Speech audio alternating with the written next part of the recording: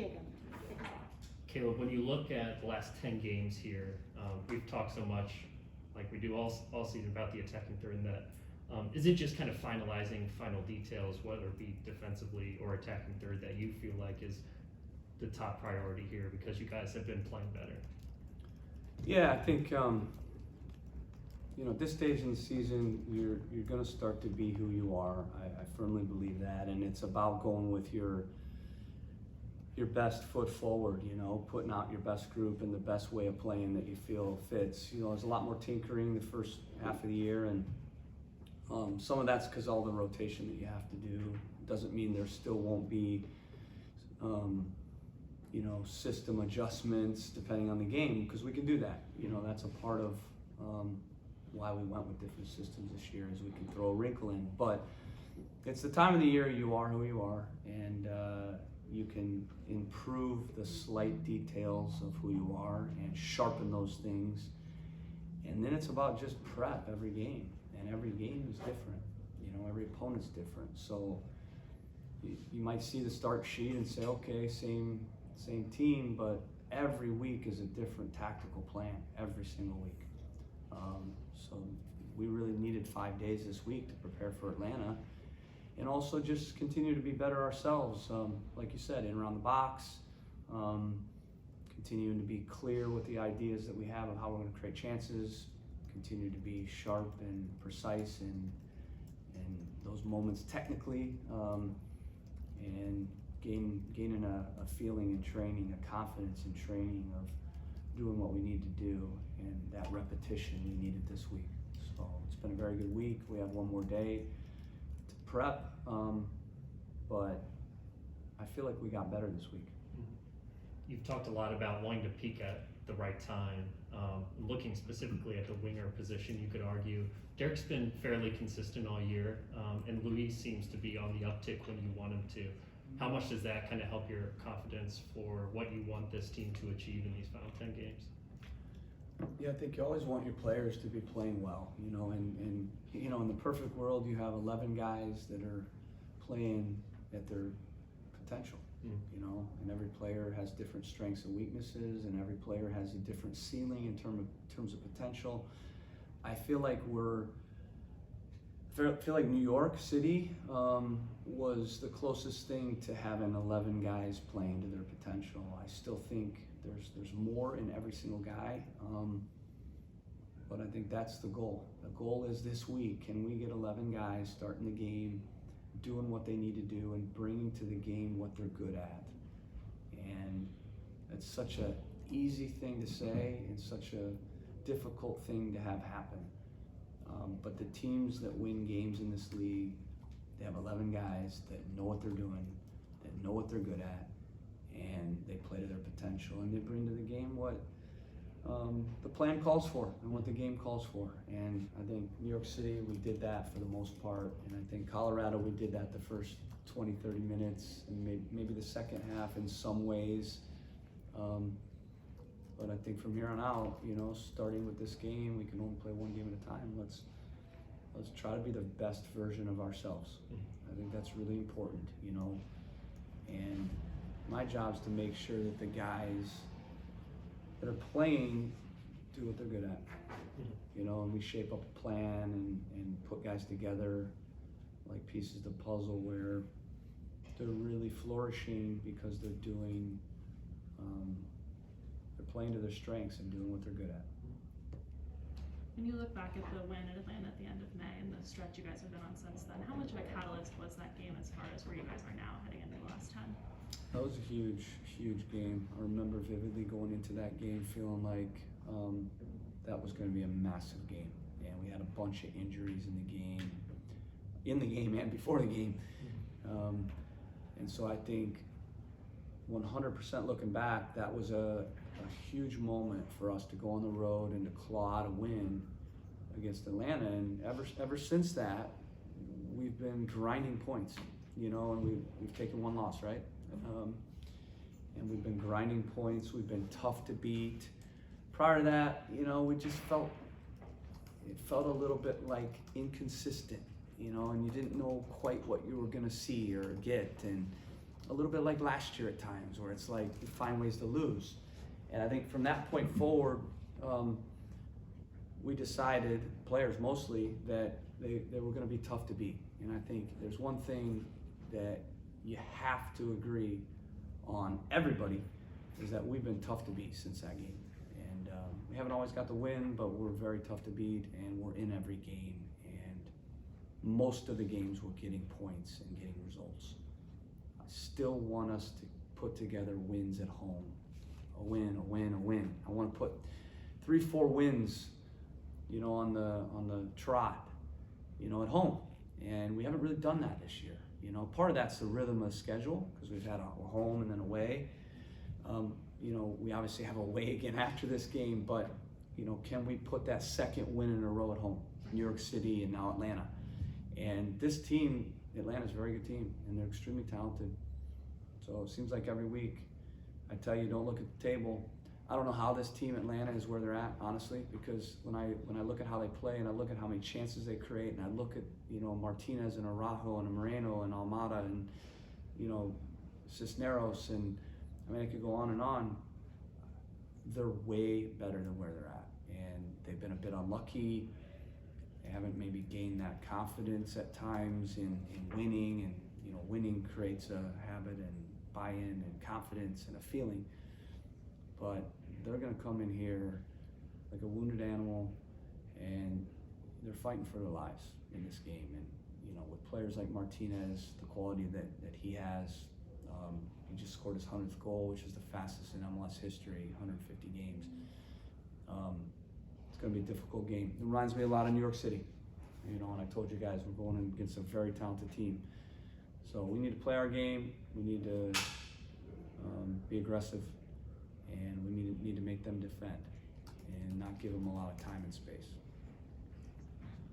Thanks for the time, Coach. You mentioned Josef Martinez. Big storyline this weekend is Cucho versus Martinez, two strikers on the field. How would you compare, now that I remember asking this before he joined the team and played, how would you now compare kind of somebody like a Cucho to a Josef Martinez in their similarities, their kind of differences on the field?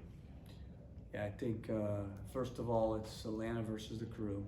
Of course, we have talented players across the board. They do as well. But you don't win the game because of one guy. They're not going to win the game because of Martinez. They're not going to lose the game because of Martinez. It takes a team. More than any other sport, this is a very, very much a team sport. And Martinez can't score unless he gets good, service. And if you give him good service, if they're able to get serviced into him, he'll score. And the same with Cucho. He can't score unless we get him good service. So it's going to be more about the other players, to be honest with you. Can we get those guys? Can we get Cucho in good positions? I think we've done that pretty well since he's arrived. And can we stop Martinez from getting in good positions? As far as the profiles, they're pretty similar. Kind of little power packs. Strong, can do a little bit of everything, can hold the ball, can run behind, can combine and link the play, can finish in the box, can score, with pace, can score with their heads. They're very well-rounded. But I think, Martinez over years and years has proven what he can do, and I think sometimes when you have as good a first couple years as he's had, then it always seems not quite good enough as far as pundits are concerned, and there's criticism, and I think at the end of the day the guy's performed most games, and he's had some injuries, of course, that's hindered him, but what I saw the last game is he looked like a guy that was kind of back to form and back to being who he is, so, and they got him in good spots last game. Watching the game New York, good start, went up 2-0, could have maybe gone up 3, had the better of it probably first half, but I thought Atlanta absolutely battered New York second half, and was surprised they didn't score more goals and get a result out of the game. They had like 73% possession, which is unheard of in our league, to dominate like that. So we're gonna have our hands full, but our group will be ready. And about the hands full and them creating chances, they're second in the league in shots on target. So even though Atlanta's been changing personnel, seems like almost every match, Yeah. they're still getting in those dangerous positions. How on defense tactically do you kind of do you change much on defense for them compared to maybe another team? I think it's a team that you don't want to defend for too long, you know, because if you sit back and defend for too long, they're going to wear you down and pin you back, and we need to make them defend, and we need to attack them. And what I mean by that is we need to make their defenders cover ground. We need to make their defenders, have to be in a low block at times. We need to keep the ball some. We need to play in transition some. We need to obviously try to disrupt their rhythm, because ultimately they're a team that wants the ball, wants rhythm, and they've had a lot of games where they've had the ball, but it's difficult to create always through positional attacks. You guys know that in some of the games that we've dominated. So that's been kind of the story of the season, is they've had a lot of the ball, they've created a ton of chances, and they just haven't quite found their final third form, confidence. So I'm hoping it's the game after ours that they find that. Thank you. Caleb, you mentioned earlier about getting 2 back-to-back wins at lower.com. What do you feel like is one of the missing pieces that your team hasn't been able to have that yet this season? Yeah, I think again, some of it's a schedule. We haven't had back-to-back games at home a ton where we can kind of go for that second win, and so I felt like it's been a strange rhythm of the schedule. But now that we have 3 or 4 at home, with a spicy derby game in between, I'm really looking forward to this 4-game stretch, because I feel like that's going to define a little bit what we're fighting for in those last 6 games. Are we going to be fighting for that red line? Are we going to be fighting for top 4? New York obviously got the win, on Wednesday, but we're still 2 games in hand on New York. So if we win this game, then we're 3 points out with a game in hand. So we're still within reach. So I think we gotta stay with the pace. Yeah.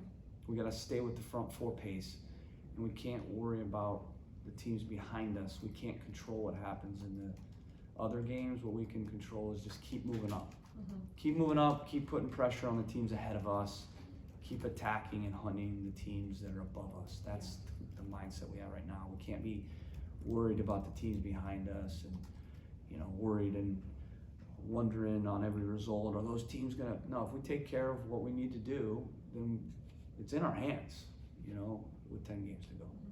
The middle of the pack, really, from where you guys sit to where Atlanta sits, is just separated by 5 points. Does this feel like, you mentioned that stretch of games, but does it also feel like a really good opportunity for 6-point games, for separation in those moments? Is there extra added emphasis to this match here at home? Yeah, I think what we've tried to do is keep a simple mindset, get better every week. Sometimes it's difficult because I'm training, but this week I really want to see the improvement in the game. And I'm excited to see that, because it's probably the best prep week we've had with 5 days. You rarely get an 8-day window where you can train every day for 5 days. And just kind of talking to some of the guys like today, Lucas and Darlington and Jonah, some of the leaders, they'd mentioned that they felt like we improved this week, and that was good to hear. And then now I want to see that in the game. So I think that's the mindset. Be the best version of ourselves, and I feel like with the group that we have, if I can get them to play to their potential, that we're going to be where we need to be. So I think other than that, we can't think about Cincinnati. We can't worry about all the other teams and how tight it is. We still can't get too antsy, like it's the end of the year. It's not really the end of the year yet. We've still got a lot of games.